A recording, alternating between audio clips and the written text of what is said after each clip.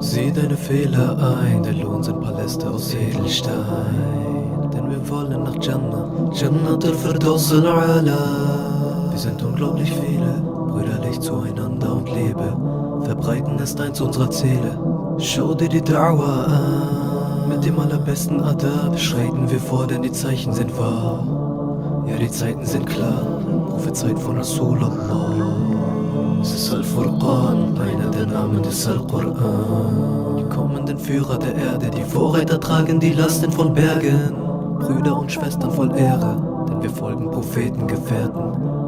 Ja, wir folgen den Sternen, schließ dich der Da'wah an. Es ist Al-Furqan, einer der Namen des Al-Quran. Demütig beim Beten, fokussiert auf den Weg des Propheten.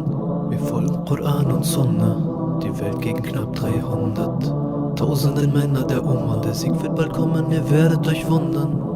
Es ist Al-Furqan, einer der Namen des Al-Quran. Du willst was verändern, ich frage mich wann. Ein einziger Weg, ein einziger Plan. Die Vorreiterschaft ist schon lange im Gang. Hochmotiviert ziehen wir durch das Land. Liebst du die Dauer, dann schließ dich uns an. Sieh deine Fehler ein, nein, du bist nicht fehlerfrei, ich weiß. Aber Yawm al-Qiyamah wird kommen, der Tag der Gerechtigkeit. Wir müssen Brüder sein, ohne Spaltung und Lügnerei. Wir müssen Schüler sein von Rasulullah.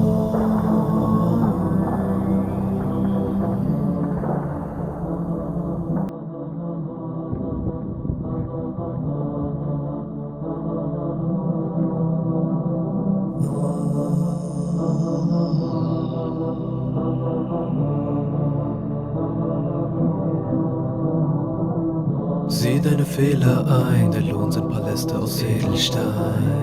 Denn wir wollen nach Jannah, Jannat al-Firdaus al-Ala. Wir sind unglaublich viele, brüderlich zueinander und Liebe.